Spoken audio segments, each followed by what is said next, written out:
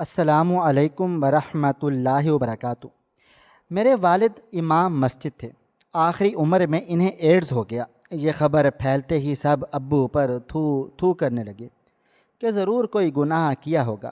ہم سب انہیں چھوڑ چھاڑ کر نانی کے گھر آ گئے۔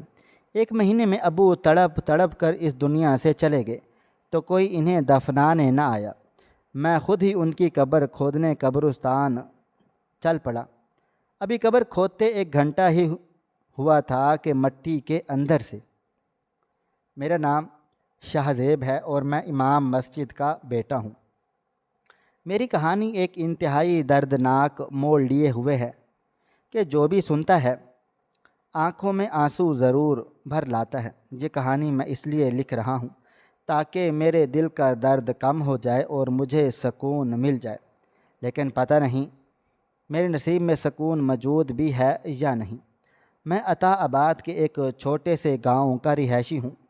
میرے والد صاحب امام مسجد تھے اور ہم 3 بہن بھائی تھے، 2 بہنیں اور 1 بھائی۔ ابو مجھ سے بہت زیادہ امیدیں لیے ہوئے تھے اور وہ مجھے پڑھا لکھا کر ایک بہت اچھا انسان بنانے کے ساتھ ساتھ ایک بڑا آدمی بھی بنانا چاہتے تھے، لیکن میں ٹھہرا نکما۔ بہنوں کو تو پڑھنے لکھنے کا بہت شوق تھا، لیکن مجھے ایسا کوئی بھی شوق لاحق نہ ہو سکا۔ گاؤں کے ماحول میں تو ویسے بھی لڑکیوں کو نہ پڑھانے کا رواج ہوتا ہے اور نہ ہی سہولیات ہوتی ہیں، لیکن لڑکوں کے لیے یہ ایک فائدہ تھا کہ انہیں شہر جانے کی اجازت ہوتی ہے۔ مجھے بھی ہر قسم کی اجازت ملی ہوئی تھی، لیکن نہ جانے کیوں میں زندگی کو اتنا سنجیدہ نہ لے سکا، اور آج میں جب اکیلا ہو گیا ہوں تو مجھے ایسا لگتا ہے کہ کوئی میرا ہاتھ پکڑ لے اور مجھے سیدھے راستے پر چلا لے۔ میں بھٹک گیا ہوں۔ ابو کی نیک نامی پورے گاؤں میں مشہور تھی۔ ہر کوئی اپنے مسائل کے حل کے لیے ابو جان کے پاس تشریف لاتا۔ اگر ابو جان مسئلہ حل نہ بھی کر پاتے تو انہیں تسلی دے دیتے، تو یہ بھی ان سب کے لیے ایک بہت بڑا سکون کا ذریعہ تھا۔ یہاں میں یہ بات بتاتا چلوں کہ ابو کی شادی ان کی خالہ کی بیٹی سے ہوئی، لیکن امی اور ابو کی کچھ خاص نہ بنتی تھی۔ بچپن ہی سے میں نے یہ دیکھا تھا کہ امی کو ابو میں کچھ بھی خوبیاں دکھائی نہ دیتی، جبکہ زمانہ تو ابو کی خوبیوں کے گن گاتا ہی نظر آتا تھا۔ اس لڑائی نے بھی ہم بچوں پر کافی اثر ڈالا۔ حالانکہ میں نے اکثر دیکھا کہ ابو خاموش ہو جاتے ہیں اور چپ کر جاتے ہیں، اور یہاں تک کہ گھر سے باہر چلے جاتے ہیں، اور زیادہ تر گھر سے باہر ہی وقت گزارتے تھے۔ لیکن امی جان ہر وقت نہ جانے کس بات پر ابو جان کو کوسنے دیتی رہتی، باتیں سناتی اور غائبانہ طور پر بھی ان سے لڑتی جھگڑتی رہتی۔ اس بات کا اثر ہم تینوں بہن بھائیوں پر ہوا، اور میں تو ویسے ہی نکما اور آوارہ امی کا لاڈلا تھا۔ ابو ویسے ہی مجھ سے نالاں تھے کہ میں کسی کام کا نہیں ہوں۔ جب اسکول میں داخلہ کروا کر آتے تو 2-3 دن جاتا اور تیسرے دن یہ کہہ کر ماسٹر صاحب نے مارا ہے، وہاں سے بھاگ آتا۔ مدرسے کا بھی یہی حال تھا۔ ابو مسجد کے امام تھے، لیکن مجال ہے کبھی قرآن پاک ان سے پڑھنے کی کوشش کی ہوں۔ وہ لاکھ چاہتے کہ میں قرآن ہی ان سے ڈھنگ کا سیکھ لوں، لیکن میں نے شاید قسم کھا لی تھی کہ میں اپنے والد صاحب کو اس طرح تنگ کرتا رہوں گا۔ ایک ہی بیٹا تھا، لیکن کسی کام کا نہ تھا۔ جو کوئی بھی مجھے دیکھتا تو یہی کہتا کہ مجھے رتی برابر بھی فرق نہ پڑتا۔ دن یوں ہی گزر رہے تھے۔ سارا دن دوستوں کے ساتھ آوارہ گردی کر کے گھر واپس آیا تو کیا دیکھتا ہوں کہ امی اور ابو کی زبردست جنگ لگی ہوئی ہے، اور اس بار تو ابو بھی چڑھ کر جواب دے رہے تھے۔ مجھے کچھ سمجھ نہ آیا تو بہنوں سے پوچھا۔ انہوں نے بتایا کہ ابو نے امی کو کچھ رقم رکھنے کو دی تھی، امی سے اس میں سے کچھ پیسے خرچ ہو گئے اور اب ان سے بہت ناراض ہیں اور کہہ رہے ہیں تم نے مجھ سے پوچھے بغیر کیوں خرچ کر لیے۔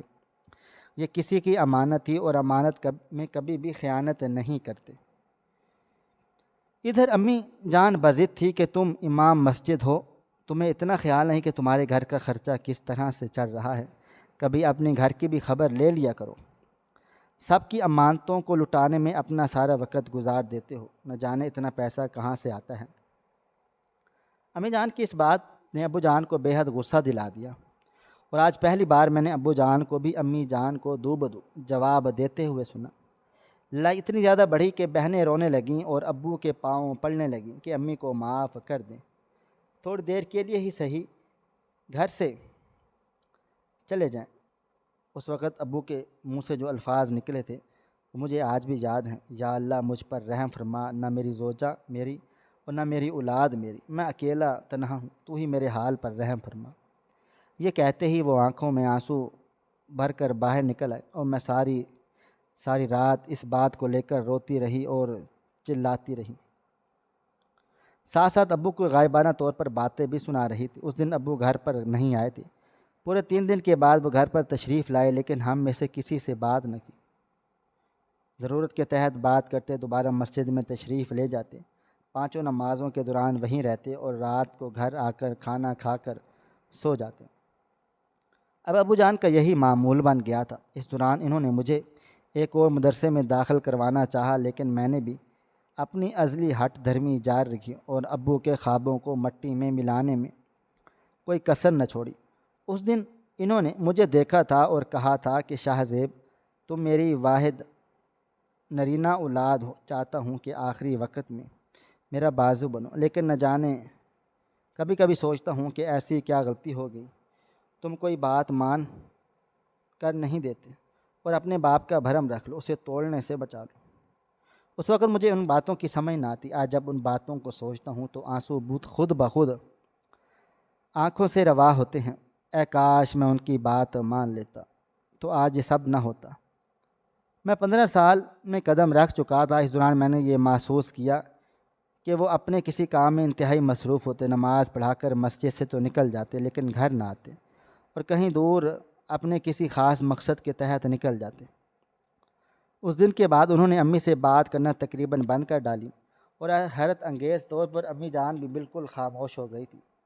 پورا ایک ہفتہ میں نے ابو جان کو اس طرح دیکھا، وہ نماز پڑھا کر مسجد سے نکل جاتے، نہ جانے کہاں کی سیر کو چلے جاتے، البتہ نماز پڑھانے کے وقت وہ مسجد میں پہنچ جاتے اور دوبارہ اپنے کسی کام کے سلسلے میں نکل جاتے۔ میں نے اس بات کا ذکر امی جان سے کیا تو حسب معمول وہ اپنے دکھوں کا رونے لگی کہ انہوں نے کب اپنی اولاد کا خیال رکھا ہے، ہمیشہ دوسروں کے کاموں کی فکر رہتی ہے، اب تو مجھ سے ٹھیک سے بات نہ کرتے، نہ جانے کن کاموں میں پڑ گئے ہیں۔ کبھی کبھی رات کو اپنے ساتھ بڑی بڑی رقمیں لاتے ہیں، تجوری میں سنبھال کر رکھتے ہیں اور اس کے بعد اگلے دن اٹھا کر نہ جانے کہاں لٹا کر آ جاتے ہیں۔ میں نے آج تک سوال نہیں کیا، اب تم ہی بتلاؤ، بھلا اتنی رقم کا ان کے پاس موجود ہونا کسی اچنبھے کی بات ہے نا؟ وہ مجھ سے پوچھتی، لیکن میں بھلا انہیں کیا جواب دیتی کہ آج کل ابو کی سرگرمیاں مجھے کچھ مشکوک سی لگ رہی تھی۔ پھر ایک دن وہ ہوا جس کا وہم و گمان نہ تھا۔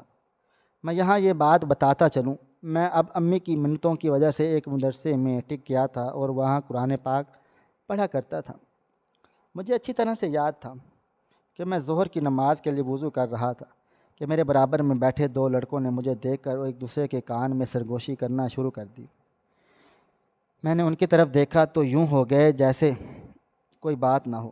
صرف یہی نہیں، آج کل مدرسے میں ہر کوئی مجھے مشکوک نگاہوں سے دیکھ رہا تھا، جیسے میں نے کوئی انتہائی غلط کام کر لیا اور خواہ مخواہ کی شرمندگی محسوس ہونے لگی۔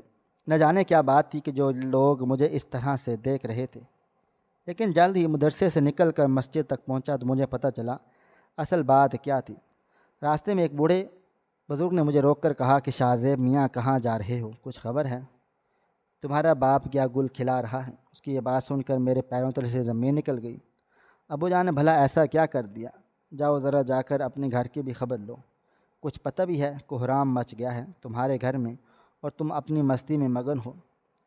یہ سنتے ہی میں الٹے قدموں گھر میں دوڑا تو الگ منظر میری نظروں کے سامنے وقوع پذیر تھا۔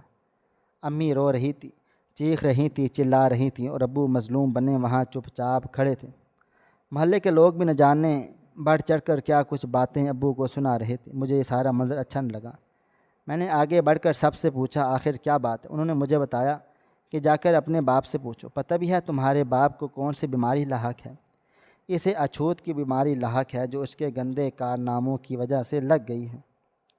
اسے شرم نہیں آتی؟ یہ امام مسجد ہے اور ایسے کام کر کے اپنے آپ کو انتہائی گندی بیماری لگا لی۔ میں نے ناسمجھی سے امی کی طرف دیکھا، انہوں نے مجھے ہاتھ پکڑ کر گھر کے اندر دھکا دیا اور دروازہ بند کر دیا۔ اب ان سے مزید محلے والوں کی باتیں برداشت نہیں ہو رہی، لیکن کیا دروازہ بند کرنے سے باتیں بند ہو جایا کرتی؟ ہرگز نہیں۔ ان کی آوازیں تو دروازوں کو چیر کر بھی اندر آ رہی تھی، اور ابو وہیں دہلیز کے پار کھڑے تھے۔ ہمارے گھر کا دروازہ ان پر بند ہو چکا تھا۔ نہ جانے کیوں وہ محلے والوں کی کسی بات کا کوئی جواب کیوں نہیں دے رہے تھے، یہاں تک کہ دروازہ کھول کر وہ اندر بھی آ گئے۔ لیکن امی بپھر گئی، کہنے لگی اب کیا بچا ہے، سارے جگ میں ہماری بےزتی تو کروا لی، اب اس اچھوت بیماری کے ساتھ تم اپنے بچوں کی بھی جان لینا چاہتے ہو؟ انہوں نے کوئی جواب نہ دیا اور اپنے کمرے کی طرف جیسے ہی جانے لگے تو امی نے آگے بڑھ کر ان کا راستہ روک لیا۔ خبردار جو اس کمرے میں قدم رکھا، تمہارے قدم اب اس گھر میں ہر جگہ پر نہیں پڑنے دوں گی۔ تمہاری جگہ صرف اسی اسٹور روم میں ہے جب تک تمہاری سانسیں چل رہی ہیں۔ ہمارا تم پر احسان ہوگا تم کو گھر میں جگہ دی ہے، ورنہ جس طرح کی خطرناک بیماری لے کر تم گھوم پھر رہے ہو، تمہیں کوئی دیکھنا تو دور، نام لینا بھی کوئی گوارا نہ کرے۔ اور ابو کا ضبط جواب دے گیا۔ انہوں نے میری امی کے سامنے ہاتھ جوڑے کہا، زندگی کے 16 سال میرے ساتھ گزارنے کے باوجود بھی تم مجھے نہیں سمجھ سکی۔ یہ سب جھوٹ بول رہے ہیں اور ان کی باتوں میں کوئی سچائی نہیں ہے۔ یہ سب کہتے ہوئے انتہائی ٹوٹے ہوئے لگ رہے تھے، ایسا لگ رہا تھا جیسے ان کی ذات کو اندر ہی اندر دیمک چاٹ رہی ہو۔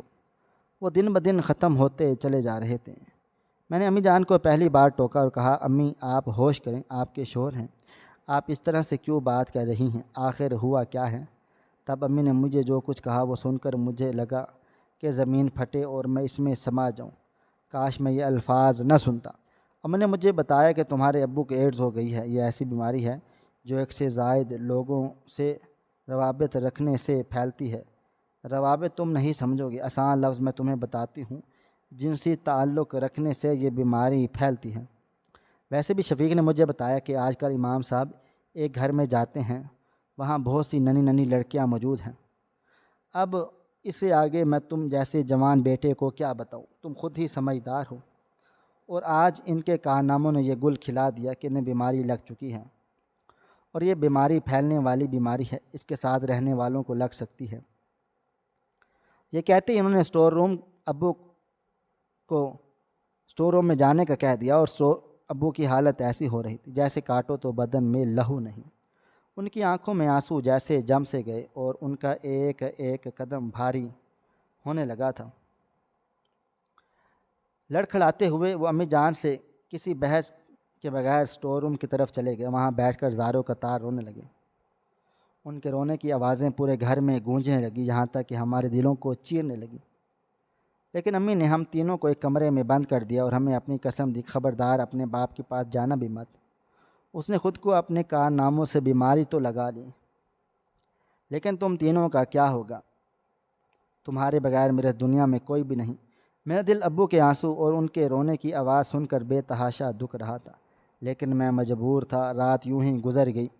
میں نے امی سے کہا، امی ابو کو کھانا تو دے دو، انہوں نے صبح سے کچھ بھی نہیں کھایا ہوگا۔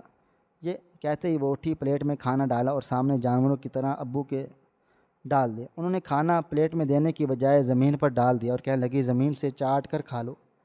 پلیٹ میں ڈال کر دیتی تو نہ جانے کیسے جراثیم لگا دیتے اور ہمیں بھی منتقل ہو جاتے، اس لیے اب تمہاری یہی اوقات ہے، تم اس طرح جانوروں کے انداز میں کھاؤ۔ یہ سنتے ہی میرا دل تڑپ اٹھا تھا۔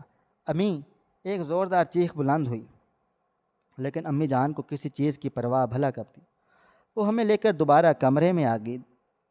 دنوں کے گزرنے لگے، ابو ایک کمرے میں بند ہو کر رہ گئے، رفع حاجت کے لیے بھی انہیں باہر نہ نکلنے دیتی، یہاں تک کہ ان کا اسٹور روم بھی غلاظت سے بھر گیا۔ امی سے تو بہتر ہے آپ ابو کو گھر سے نکال دیتی، اتنا بدترین سزا تو کوئی جانور کو بھی نہیں دیتا۔ جیسی خطرناک بیماری ہے، چپ چاپ اس کی جان لے لیتا، اتنی اذیت بھری اسے زندگی نہ گزارنی پڑی۔ یہ میرے الفاظ تھے جو میں نے اپنی والدہ سے کہے تھے۔ ابو کی حالت مجھ سے دیکھی نہ جاتی، وہ انتہائی صاف ستھرا رہنے والی شخصیت کے مالک، لیکن جب سے امی کو پتہ چلا کہ انہیں ایڈز ہو گیا ہے، وہ کسی ظالم سماج کی طرح ان کے سامنے کھڑی ہوگی اور وجہ جاننے کی بجائے ان پر ہر طرح کے الزامات عائد کر دیے، محلے والوں کو بھی اس کے خلاف کر دیا۔ ان کا نام سننا بھی کوئی گوارا نہ کرتا، اور اگر سن لیتے تو اپنی زبان کو پاک کرنے کے لیے پانی سے کلیاں کرنے لگ جاتے۔ ابو تو وہ زندہ لاش بن چکے تھے۔ امی نے انہیں مارنے میں کوئی کسر نہ چھوڑی، جہاں تک کہ ایک دن محلے والوں کا اصرار بے حد بڑھا اور یہ بات پورے گاؤں میں پھیل گئی کہ امام صاحب کو خطرناک بیماری لاحق ہو گئی ہے، جو انتہائی گندی بیماری ہے اور جنسی تعلقات کی بنا پر پھیلتی ہے۔ تو سب لوگوں نے ہمیں گاؤں سے نکل جانے کا کہہ دیا۔ امی یہ سن کر کہنے لگی کہ ہمیں ویسے بھی یہاں نہیں رہنا۔ میں اپنے میکے بچوں کو لے کر جانے والی ہی تھی، یہ کہتی انہوں نے ہمارا سامان باندھا اور میرے لاکھ احتجاج کے باوجود ہم سب بہنوں کو نانا کے گھر لے آئی۔ اس روز نہ جانے کیوں میرے دل میں بہت درد اٹھا، لیکن میں چاہ کر کوئی زبان نہ دے سکا۔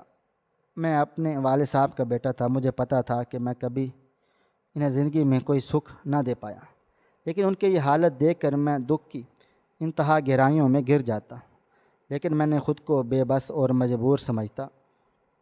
اس وقت ہمارے گھر کا سارا کنٹرول میری امی جان کے ہاتھ میں تھا، وہ جو کہتی وہی ہوتا اور جو کرتی وہی ہوتا۔ ابھی ہمیں نانا کے گھر آئے ہوئے 2 دن ہی ہوئے تھے کہ مجھے اپنے گاؤں کا شفیق وہاں نظر آیا، جو امی سے کہہ رہا تھا امام صاحب کی حالت بہت نازک ہے، ہر وقت گھر میں پڑے رہتے ہیں۔ امی کو جیسے اس بات کو سنا ہی نہیں اور مجھے لگا جیسے میرا دل کسی نے مٹھے میں لیا ہو۔ امی نے اسے کہہ دیا آئندہ اگر یہاں آؤ تو ان کی کوئی بات یہاں نہ بتانا، وہ ہم سب کے جو پہلے ہی مر چکے ہیں۔ انہوں نے جو کارنامہ سر انجام دیا ہے وہ کسی طور پر بھی معافی کے قابل نہیں ہے۔ مجھے نہ جانے کیوں امی کی یہ بات بہت بری محسوس ہوئی، لیکن میں اس کا اظہار بھی نہ کر سکا۔ نانا نے ہمیں وہاں سے جانے سے منع کر دیا اور کہا کہ اس کی قبر وہیں کھود دینی چاہیے، وہ اسی کے لائق ہے۔ اپنے والد صاحب کے بارے میں یہ الفاظ سن کر میرا دل کٹنے لگا، یہاں تک کہ پورے 1 مہینے کے بعد مجھے آج پھر شفیق وہاں نظر آیا اور اسے آتے ہی میری ماں کو جو خبر سنائی، اسے سن کر میرا دل ایک لمحے کے لیے جیسے دھڑکنا بھول گیا ہو۔ اس نے مجھے بتایا کہ امام صاحب کا انتقال ہو گیا ہے، اور میں تو جیسے صدمے سے نڈھال ہو گیا، وہیں زمین پر بیٹھ گیا اور خالی خالی نگاہوں سے اپنی والدہ کو دیکھنے لگا۔ لیکن یہ کیا، انہیں تو کوئی فرق نہ پڑا، اور شفیق سے کہا کہ میں تمہیں 1000 بار منع کیا تھا کہ ان کی کوئی بات آ کر مجھے مت بتانا، تو آج یہ بات کیوں بتا رہے ہو؟ ابا میں تمہیں اس لیے بتا رہا ہوں کہ تم بیوہ ہو چکی ہو۔ بیوہ تو میں اس دن ہو چکی تھی جب مجھے پتہ چلا تھا کہ ان کے کارنامے بہت اعلیٰ ہیں، انہیں ایک اچھوت کی بیماری لگ گئی ہے۔ اپنے کارناموں کی وجہ سے یہ کہتے ہوئے امی جان تو اندر چلی گئیں، لیکن میں شفیق کے پاس گیا اور کہنے لگا مجھے گاؤں لے چلو، مجھے ابو کو دفنانا ہے۔ یہ آخری فرض تو میں ان کا ادا کر ہی سکتا تھا۔ میں نے اولاد ہونے کا کوئی فرض پورے نہ کیے، لیکن نہ جانے کیوں میرا دل مچل گیا۔ میں نے شفیق سے کہا مجھے وہاں لے چلو، میں انہیں آخری آرام گاہ تک پہنچانا چاہتا ہوں۔ امی جان نے یہ سنا تو مجھے بہت ڈانٹا، لیکن اب مجھ پر ان کا کسی بات کا اثر نہ ہونے والا تھا۔ میں نے ان کی ایک نہ سنی اور شفیق کے ساتھ موٹر سائیکل پر روانہ ہو گیا۔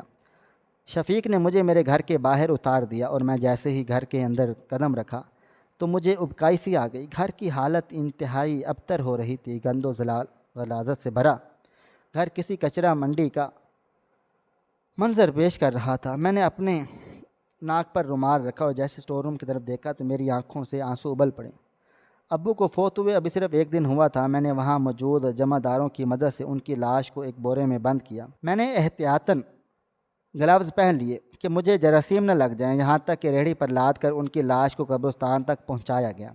میں اس وقت 16 سال کا تھا، نہ جانے کہاں سے اتنی ہمت آ گئی۔ قبرستان کے اندر جا کر خود ہی ان کی قبر کھودنے لگا، یہاں تک کہ ایک بڑا گڑھا سا بن گیا اور ان کی لاش کو گھسیٹ کر وہاں پر ڈال دیا، ان پر مٹی ڈال کر دعا کے لیے ہاتھ اٹھا دیے۔ میرے اندر ہمت نہ جانے کیسے آ گئی تھی۔ میں نے خود اپنی محنت کے بل بوتے پر انہیں دفن کر دیا اور وہیں ان کی مٹی کے پاس بیٹھ کر زار و قطار رونے لگا۔ اچانک سے مجھے ایک محصور کن خوشبو محسوس ہوئی۔ یہ خوشبو اس قدر دلچسپ اور خوبصورت تھی کہ آج سے پہلے ایسی خوشبو میں نے کبھی نہ سونگھی تھی۔ میں نے جیسے ہی ابو کی قبر کی مٹی اپنے ہاتھوں میں لی تو مجھ پر انکشاف ہوا، یہ خوشبو تو ان کی قبر کی مٹی سے آ رہی ہے۔ یہ خوشبو سونگتے ہی میرا جسم کانپنے لگا کہ میں نے سنا تھا کہ نیک انسان کی قبر کی مٹی سے خوشبو آتی ہے اور وہ انسان اللہ کی بارگاہ میں قبول کر لیا جاتا ہے، لیکن یہ کیا، میرے باپ کو تو ایڈز جیسی بیماری تھی، اس نے تو بہت سے گناہ کیے تھے، پھر کیسے اللہ تعالیٰ نے اسے قبول کر لیا؟ محلے کے لوگ، امی، گھر والے، رشتہ دار نہ جانے کیسی کیسی باتیں بنا چکے تھے، اور اس کی تو کبھی بخشش نہیں ہوگی۔ یہ امام مسجد ہو کر اس قدر برے کاموں میں ملوث ہے کہ ایڈز جیسی خطرناک بیماری کو خود کو گلے سے لگا لیا ہے۔ لیکن یہاں تو مجھے معاملہ الٹ دکھائی دے رہا تھا۔ یہ خوشبو سونگتے ہی نہ جانے کیوں ایک طرف تو میرے دل کو راحت پہنچ رہی تھی کہ ابو بے گناہ ثابت ہو گئے، لیکن دوسری طرف میرا دل بے چین سا بھی ہو گیا کہ ہم سب بھی اپنے ابو کی موت کے ذمہ دار ہیں۔ اس بیچاری نے نہ جانے کیوں میرے قدم خود بخود گھر کی طرف بڑھنے لگے جو غلاظت کا ڈھیر بن چکا تھا۔ میں نے جمع داروں کی مدد سے گھر کو صاف ستھرا کروا دیا اور ابو کے کمرے میں آ کر بیٹھ گیا، جہاں وہ اپنا دن گزارا کرتے تھے، تسبیح کیا کرتے تھے، عبادت کرتے تھے، نفلی نمازیں پڑھا کرتے تھے۔ نہ جانے کیوں ان پر یہ الزام عائد کیا گیا۔ کیا واقعی وہ ان تمام چیزوں میں ملوث تھے؟ میں اب ان سوچوں میں گرا ہوا تھا کہ مجھے ابو کی الماری میں سے ایک صندوق جھانکتا ہوا دکھائی دیا۔ الماری کھلی رہ گئی اور اس پر مٹی کی ایک تہہ جم چکی تھی۔ میں بالکل مشینی انداز میں صندوق کے پاس آیا، اسے کھولا تو ان کی بہت سی نشانیاں اس میں موجود تھیں۔ ابو کی تسبیح، ان کی عطر، ان کی ٹوپی، ان کی ایک ایک چیز کو دیوانہ وار ہاتھ لگاتا جاتا، آنکھوں سے لگا کر چومتا جاتا اور اپنے سینے سے لگاتا جاتا۔ کہیں کتنی دیر تک میں یہی عمل کرتا رہا، شاید مجھے سکون مل جائے۔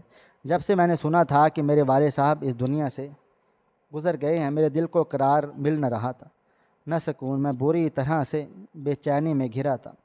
یوں محسوس ہوتا تھا جیسے میرے دل میں کوئی آری سے کاٹتا چلا جا رہا ہے، اور میں تکلیف برداشت کرنے کے باوجود بھی اس شخص کو روک نہیں پا رہا ہوں۔ اس دوران میرا ہاتھ صندوق کے نیچے چپکائے کاغذ کے ساتھ لگا۔ میں نے وہ کاغذ نکال کر کھینچ لیا، کھول کر دیکھا تو یہ خط نما اشیاء تھی جو شاید ابو نے کسی کے نام لکھی تھی۔ اس میں لکھا تھا کہ میں حکومت پاکستان کو خط لکھنا چاہتا ہوں جو یتیم خانہ میں نے عطا آباد میں کھول رہا ہوں، اسے کھولنے سے پہلے مجھے مافیا دھمکیاں دے رہی ہے اور کہہ رہی ہے تم ہمارے ساتھ مل جاؤ، لڑکیاں سپلائی کرو، تمہیں بہت روپیہ پیسہ مل جائے گا اور بہت نام کماؤ گے، یہاں تک کہ زندگی میں کسی چیز کی کوئی کمی نہ ہونے دیں گے، اور ان کا ناموں پیچھے امام صاحب کا ٹھپا لگا کر تم بچ بھی جاؤ گے، لیکن میں بطور انسانیت یہ ہرگز نہیں ہونے دے سکتا۔ میں نے گاؤں کے بہت سے لوگوں سے فنڈ لے کر ان بچوں کی ضروریات کو پورا کیا ہے، انہیں بالکل اپنے بچوں کی طرح پالا پوسا ہے۔ اب میں کیسے انہیں اس گھناؤنے دھندے میں ملوث کر دوں؟ مجھے وہ اپنا باپ نہ صرف کہتی ہیں بلکہ سمجھتے بھی ہیں۔ چنانچہ میں چاہتا ہوں کہ میں اس مافیا کی شکایت حکومت وقت سے کروں تاکہ یہ مجھے تنگ نہ کرے اور ایک نیک کام میں دیری نہ ہو پائے۔ یہاں میں آپ کو بتاتا چلوں کہ اس یتیم خانے میں میری زیر کفالت 20 بچیاں ہیں۔ کھانے پینے سے لے کر پہننے اوڑھنے اور تعلیم کی ہر شے کی ذمہ داری میری ہے، اور میں لوگوں سے فنڈ جمع کر کے ان کے اخراجات چلا رہا ہوں۔ اس لیے میں گزارش کرتا ہوں کہ حکومت پاکستان میری اس کوشش کو قبول کرے اور مافیا کے خلاف سخت ایکشن لے۔ بنام وزیر اعلیٰ۔ یہ خط پڑھ کر مجھے ایسا لگا جیسے میں کھولتے گرم پانی میں غوطہ لگا چکا ہوں اور میرے وجود کا ایک ایک حصہ جل کر بھسم ہو رہا، یعنی وہ مافیا ہی تھا جس نے ابو کے خلاف یہ افواہ اڑائی کہ انہیں ایڈز ہو گئی ہے۔ یہ وہاں چھوٹی چھوٹی بچوں کے ساتھ اپنا سارا دن گزارتے، حالانکہ ابو کی نیت تو بالکل نیک تھی۔ انہوں نے ایک یتیم خانہ کھولنے کا ارادہ کیا ہوا تھا، اسی وجہ سے وہ مصروف رہتے اور ہم گھر والے بھی کیا سمجھتے، نہ جانے وہ کون سے کاموں میں ملوث ہو گئے۔ یعنی ابو کے خلاف یہ سازش رچائی گئی تاکہ جو بچیاں ان کی زیر کفالت تھی وہ آسانی سے اس گھناؤنے دھندے میں ملوث کی جا سکیں۔ خط پڑھتے ہی مجھے ایسا لگا جیسے میں نے اپنی جنت اپنے ہاتھوں کھو ڈالی اور اب میں ہمیشہ ہمیشہ کے لیے جہنم کی آگ میں جل کر خاک ہو جاؤں گا۔ ہم سب نے یہ کیا کر دیا تھا؟ امام مسجد جس نے اللہ کی رضا حاصل کرنے کے لیے نیک کام کرنے کی ابتدا کی، اسے اس دنیا کے شیطانوں نے ہمیشہ کے لیے راستے سے ہٹانے کے لیے یہ گندا کھیل رچا دیا، یہاں تک کہ ان کے اپنے گھر والوں نے ان پر یقین نہ کیا۔ آج وہ منو مٹی تلے دب کر ہمیشہ ہمیشہ کے لیے اس دنیا سے رخصت ہو گئے، لیکن ان کی سچائی کی گواہی ان کی زمین کی مٹی دے رہی ہے جو اس قدر خوبصورت خوشبو سے معطر ہے، جو کسی شہید کی قبر سے بھی بڑھ کر ہے۔ میں فوراً دیوانہ وار گھر سے نکلا، ابو کی قبر پر پہنچا، وہاں مٹی سمیٹی اور نانا کے گھر آ گیا۔ امی کو ساری حقیقت بتائی اور یہ مٹی اٹھا کر ان کے سر میں خاک کی طرح ڈال دی کہ میرے والد صاحب کو دنیا سے سب سے زیادہ یقین آپ پر تھا، اور آپ نے کیا کیا؟ آپ نے زمانے بھر میں رسوا کر دیا۔ وہ تو دنیا کی باتیں سن کر اس دنیا سے رخصت ہو گئے، اپنی ابدی مقام پر پہنچ گئے جو بہترین ہے، لیکن آپ کا کیا ہوگا؟ اور ہم اولادوں کا کیا ہوگا جنہیں انہوں نے ہمیشہ ہمیشہ کے لیے گہری نیندیں سلا دیا؟ نہ ان پر یقین کیا بلکہ ایک گھناؤنی بیماری کا الزام بھی عائد کر دیا۔ یہ حقیقت پورے گاؤں میں پتہ چل گئی، اور اب لوگ اس گاؤں کی مٹی اٹھا کر اپنے گھروں میں عقیدت کے طور پر رکھتے ہیں۔ لیکن کیا اس طرح کرنے سے وہ سارے گناہ معاف ہو جائیں گے جنہوں نے ابو کے ظلم و ستم کر کے کمائے تھے؟ اس میں سے ہم اولاد خود بھی شامل ہیں، اور میری والدہ بھی شامل ہیں۔ ابو کی موت کے بعد سے میرا ہر دن یوں ہی گزرتا ہے جیسے میں تپتے ہوئے توے پر بیٹھتا ہوں اور کوئی پرسان حال نہیں۔ اس دن کے بعد سے زندگی میں بہت تبدیلی آئی، لیکن اس تبدیلی کو دیکھتے ہوئے میرے والد صاحب زندہ نہیں رہے جو ہمیشہ سے اس تبدیلی کو دیکھنے کے خواہاں تھے۔ وقت بدل جاتا ہے، حالات بدل جاتے ہیں، لیکن جو خلا باقی رہ جاتا ہے وہ کبھی پورا نہیں ہوتا۔ آج میں پورے 30 سال کا ہو چکا ہوں۔ جب میں اس واقعے کو یاد کرتا ہوں تو اپنی زندگی کے اس پہلو پر نظر ڈالتا ہوں تو دل بری طرح سے چھلنی ہو جاتا ہے، اور روح کے زخم ایک بار پھر سے تازہ ہو جاتے ہیں، اور انہیں صبر والد صاحب کی قبر پر جا کر ہی نصیب ہوتا ہے۔ میری دعا ہے اللہ تعالیٰ میرے والد صاحب کو کروٹ کروٹ جنت نصیب کرے، اور ہمیں ہمارے گناہوں کی معافی مل جائے۔ ہماری آج کی یہ کہانی آپ کو کیسی لگی؟ کمنٹ باکس میں اپنی رائے کا اظہار ضرور کریں، اور مزید اس طرح کے سبق آموز کہانیاں سننے کے لیے ہماری ویڈیوز کو لائک کریں، شیئر کریں، اور ہمارے چینل کو سبسکرائب کر لیں۔ شکریہ۔ اللہ حافظ۔